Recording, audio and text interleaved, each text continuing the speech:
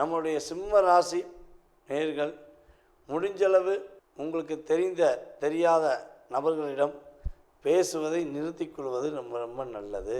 புதிய உறவு, புதிய சேர்க்கை இஸ் நாட் அலோட். எனக்கு அது விருப்பமே இல்லை. நான் இப்படி தான் இருக்க போகிறேன். எனக்கு இருக்கிற நண்பர்கள் போதும். நான் ஒரு கிட்டத்தட்ட பார்த்திங்கன்னா கேது பகவான் உங்களை விட்டு கடந்து போனதையும் நீங்கள் கொஞ்சம் பொறுமையாக இருக்கணும். ஓகேவா?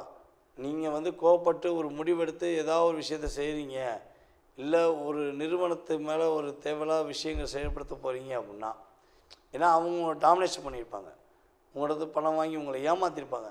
அப்போ இதுக்கான ஒரு தீர்வு நீ நினச்சிங்கன்னா, நம்மளுடைய சிம்ம ராசிக்காரர்கள் உறுதியாக நான் சொல்கிற விஷயங்களை கரெக்டாக கடைப்பிடிச்சா உங்களுக்கு உறுதியாக கிரகமைப்பு ரீதியாக வெற்றி உண்டு, மகிழ்ச்சி உண்டு, நல்ல விதமான மாற்றத்துக்குரிய முயற்சியில் சந்தோஷம் அதிகரிக்கும் என்பது நிதர்சனமான உண்மை.